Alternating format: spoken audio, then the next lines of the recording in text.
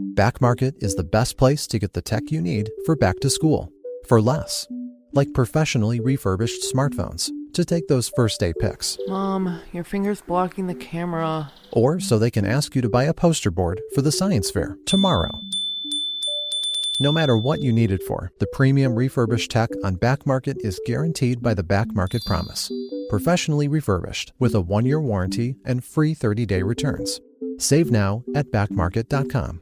Here's a tip for you. There's a podcast out there with fans waiting to be your next customer. They tune in every week, they trust the host, and that host wants to talk about brands like yours in their own words to their audience. The problem is, you just haven't been introduced yet. We're Acast, where that introduction happens. As the world's largest podcast marketplace, we let you browse shows, see who's listening, and book host-read sponsorships or run your own ads, all from one platform. Transparent pricing, real-time data, complete control. Start advertising on podcasts by visiting acast.com/advertise.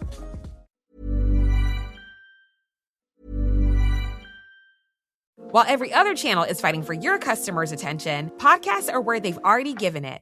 No one accidentally listens to a podcast for 45 minutes. They choose to be here. They trust the voice in their ears, and when that voice talks about your brand, it doesn't sound like advertising. It sounds like a recommendation from a friend. Acast gives you that trust at scale. Digital precision, host-read authenticity, and performance data that proves it worked. Don't fight for attention. Buy it with Acast. Learn more by visiting acast.com/advertise.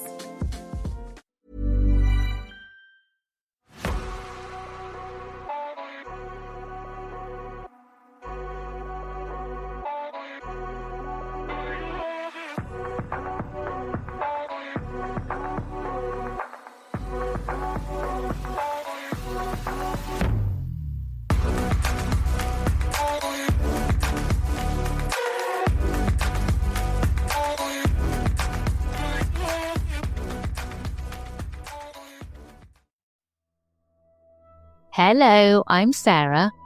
And I'm Toby. Sorry, I've got giggles there, because I just went on and just completely introduced the whole of the show and forgot Toby. So we've done it again. Right. Welcome to day 13 of 14 days of summer fear. I've got 3 spooky stories to share today, all about summery things. I'll get straight into it. Are you ready for the first story? Yes, I am. This post is deep. I've been wanting to speak about it for a long time. I told family members and friends about my encounter, but it just feels like no one believes me.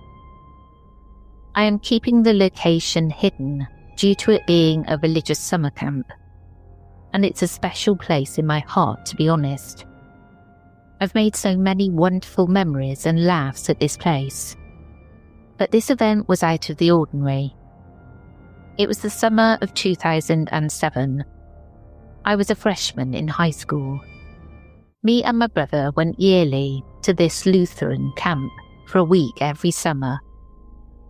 It was what we looked forward to. The lake has always been peaceful, surrounded by lake houses and the camp itself. We've been a few times before in middle school, but everything was just normal. The first day was completely normal, and we got to know our cabin buddies. Everything just seemed fine. But fast forward to the night this took place. I remember waking up for the first time in our cabin. Everyone was sleeping. I could just hear our fans and clock going from the humidity in the cabin. Maybe after an hour or two, I fell asleep. I woke up facing the wall, and I turned around and saw a silhouette of a man with a hat on. Exactly as tall as the top bunk I slept in. I remember the outline clear as day, and he was darker than the room. I was freaked out, so I turned to face the wall and didn't look back. As I remember it, for the rest of the week, I felt out of place. Some anxiety, feeling cold, just felt so out of place. It lasted for a week after I got home. I asked one of the cabin members if they got up at night and stared at me, but he joked and said maybe I did. I think he was just being sarcastic about it. I don't know to this day what happened.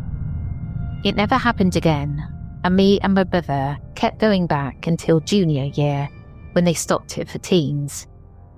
I'm just wondering what happened. I've told a few people being open about it, and it just feels like no one is taking me seriously.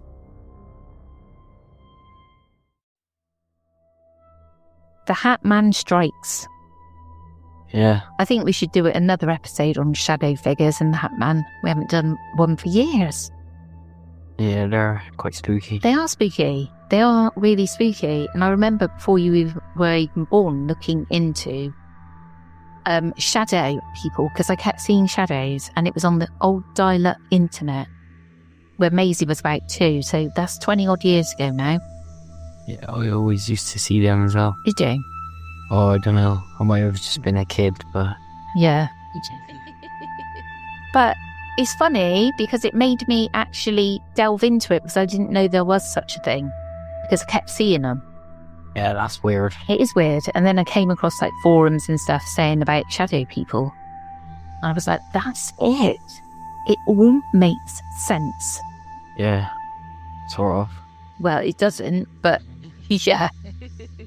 Are you ready for the second story? A woman sang to me in a cabin, and I felt very peaceful after. A few years ago, I was camping with some friends in Dayton, Ohio. We rented a small cabin that was literally just 4 walls and a roof, with no windows or furnishings. It was fine though, because we only needed it for sleeping at night. On our third night, a thunderstorm rolled in. I remember dozing lightly and hearing my friends snore. Eventually there was a crack of lightning, followed by booming thunder. I was definitely, the only one awake at that moment.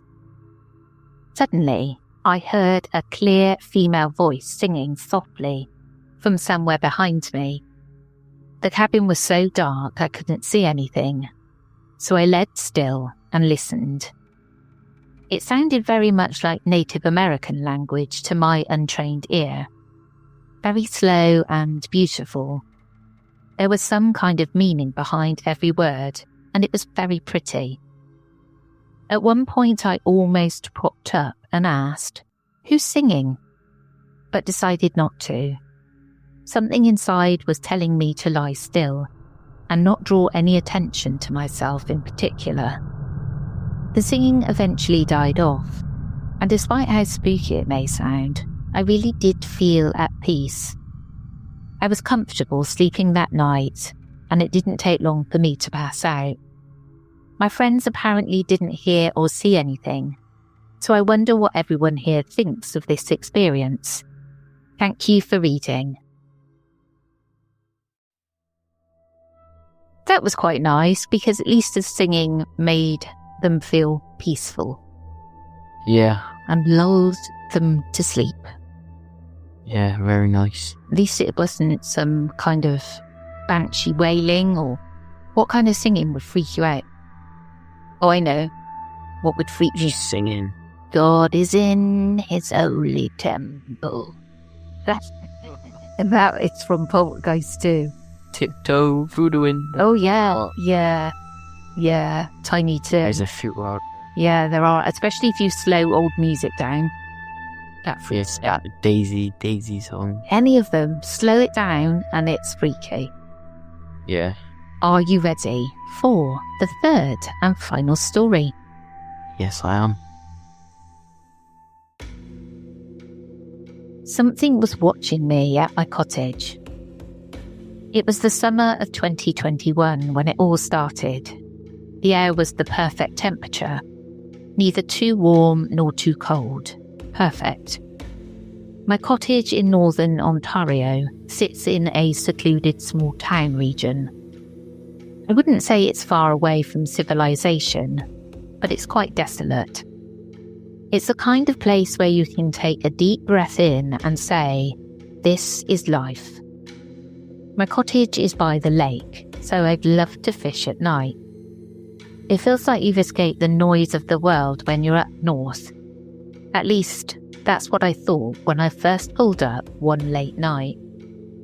The surrounding area is peaceful, save for the occasional loon's call or the rustle of leaves in the breeze. There's even an old abandoned barn nearby that has always seemed out of place, like a relic from a horror movie or something. Between the cottage and the main road lies the Wolf Fang Forest, a name I gave it as a kid after noticing its fang-like outline on Google Earth. Silly maybe, but it stuck. At night, as I pulled into the driveway around 11:30 p.m, the world felt pretty still. My Volvo, a truck I've cherished for years, was packed with summer gear, water toys, food, camping supplies, the usual shebang. Traffic had been brutal on the way, forcing me to take an unfamiliar route. My parents and cousin had arrived earlier in the day when the sun was still high, and I was travelling with family friends and relatives who were eager to hit the bunks.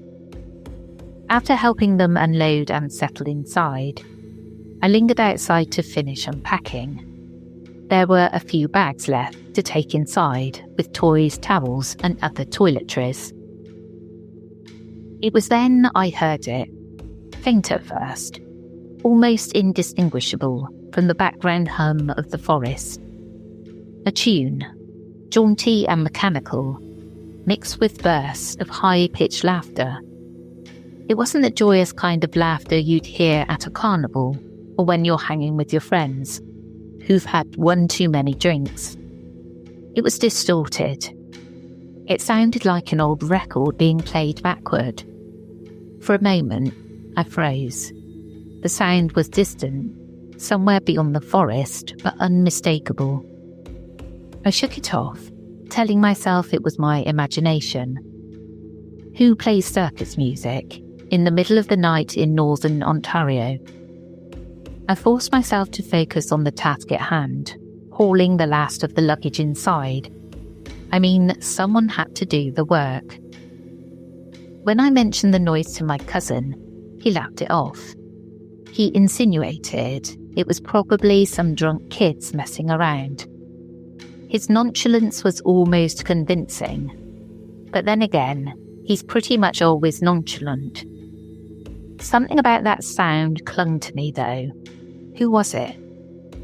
The nearest cabin was quite far away, and no one here I know of is really the type to play that kind of stuff, especially loudly in the middle of the night. Later, as the rest of the family settled in, my cousin and I went outside to store the bikes and other gear in the garage. There was no wind, no rustling leaves, nothing. Just the rhythmic chirp of crickets. It was quite relaxing.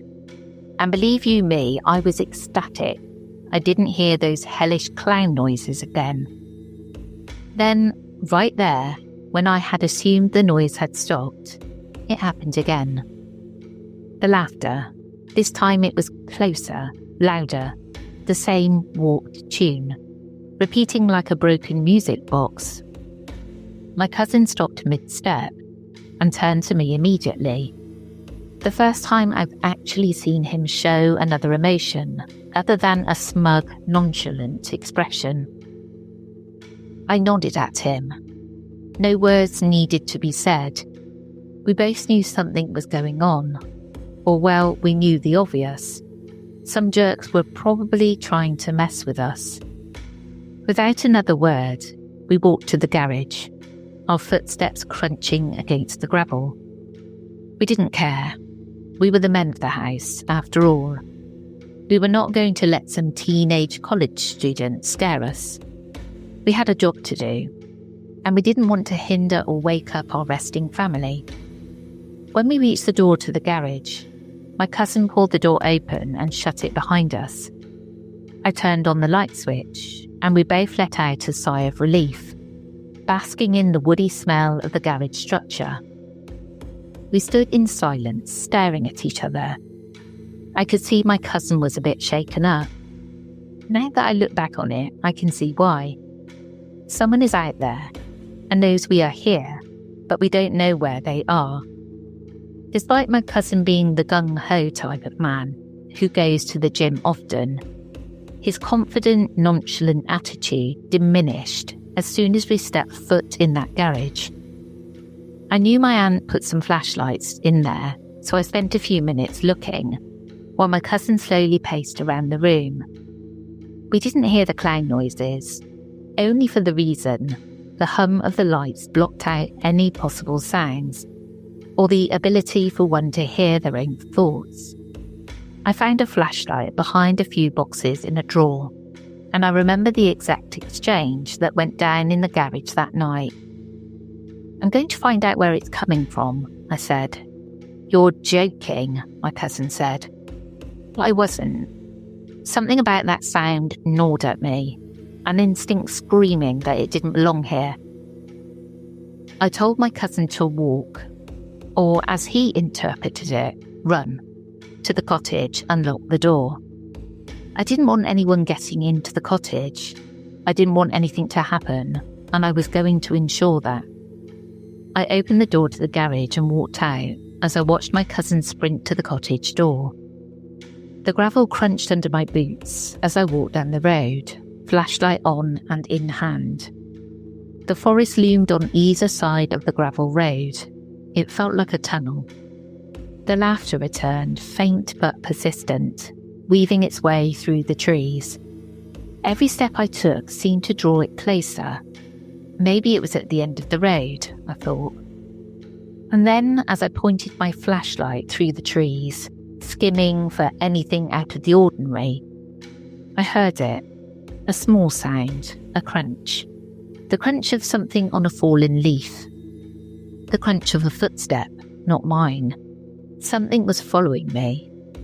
I stopped, my heart ready to pump itself out of my chest cavity, and swung the flashlight toward the noise. Nothing. Just the dense wall of trees.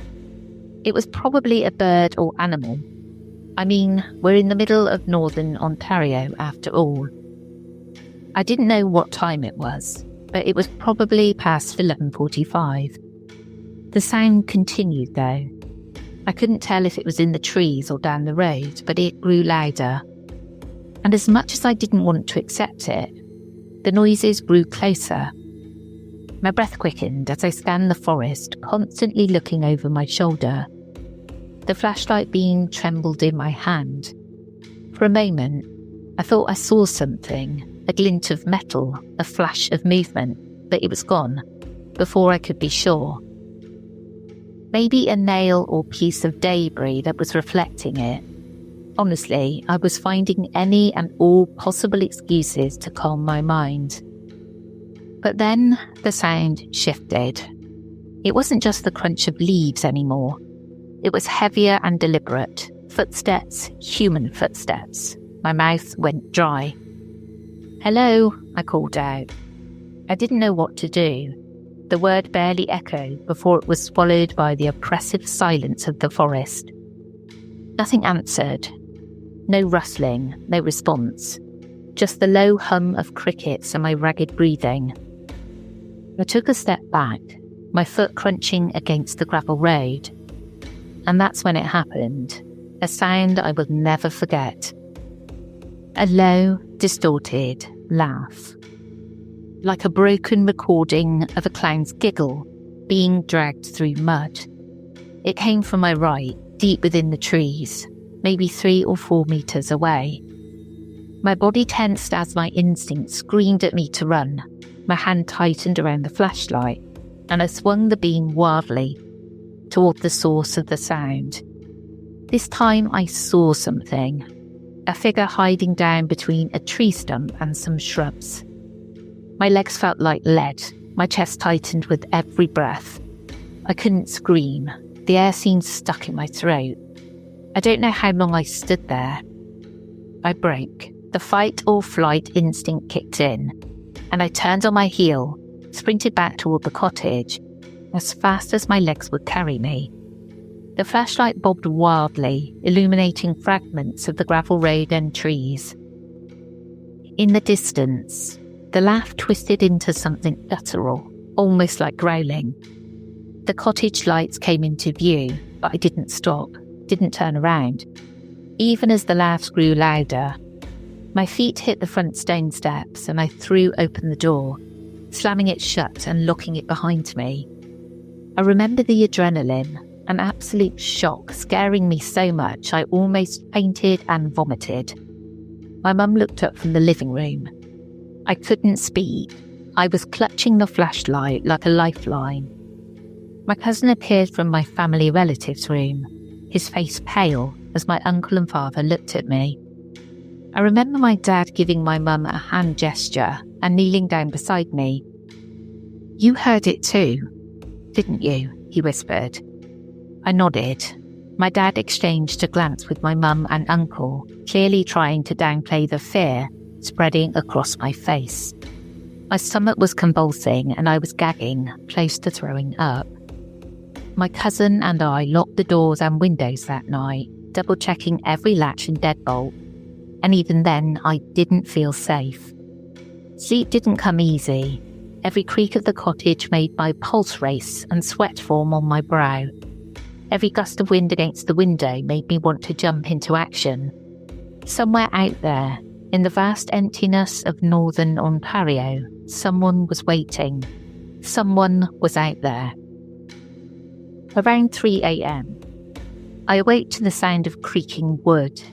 It was faint at first, almost imperceptible, but it grew louder with each passing second. The dock. Someone was walking down the dock. My blood ran cold. I got out of bed and turned on the lights. Then just as suddenly as it started, the noise stopped. The silence that followed was deafening. I stood there, heart hammering in my chest, until exhaustion finally overtook me and I went back to bed. When I emerged the next morning, there were footprints on the dock. Muddy footprints. They were large, heavy and unmistakable. They circled the cottage, leading to the dock and back again. I wish I could say it was all in my head, that I could explain away the strange noises, the laughter and the footprints. But I can't, because someone was out there, someone that didn't belong.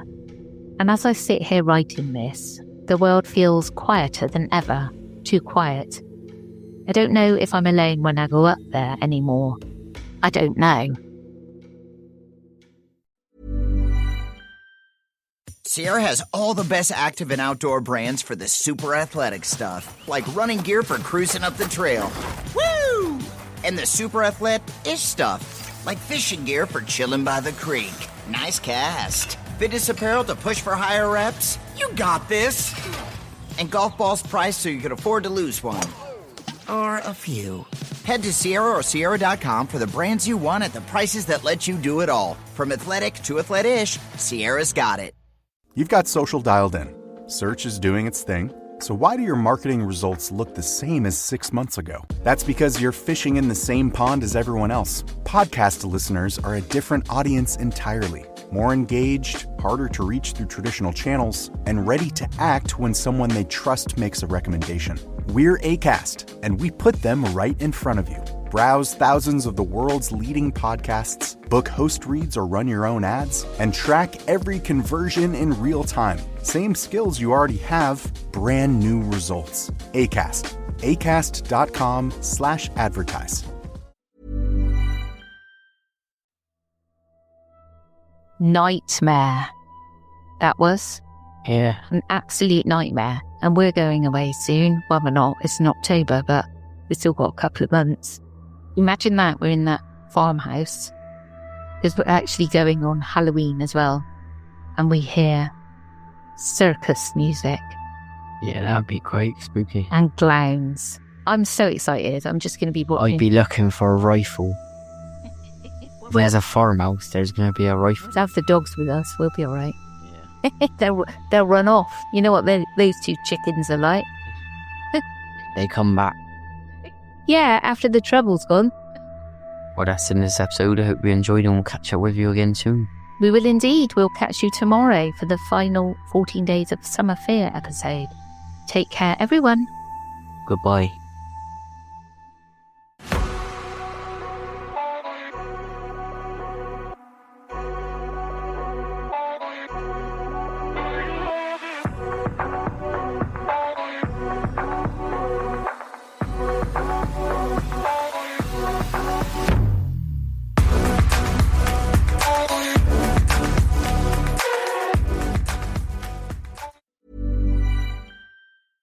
You've got social dialed in. Search is doing its thing. So why do your marketing results look the same as 6 months ago? That's because you're fishing in the same pond as everyone else. Podcast listeners are a different audience entirely. More engaged, harder to reach through traditional channels, and ready to act when someone they trust makes a recommendation. We're Acast, and we put them right in front of you. Browse thousands of the world's leading podcasts, book host reads or run your own ads, and track every conversion in real time. Same skills you already have, brand new results. Acast. Acast.com/advertise. The stories told on the Whispering Woods are inspired by historical records, witness reports, and local folklore. While every effort is made to research and represent events accurately, some details, names, and locations may differ from official accounts or have been changed out of respect for those involved. These episodes are created for storytelling and entertainment purposes and should not be considered definitive fact or investigative journalism.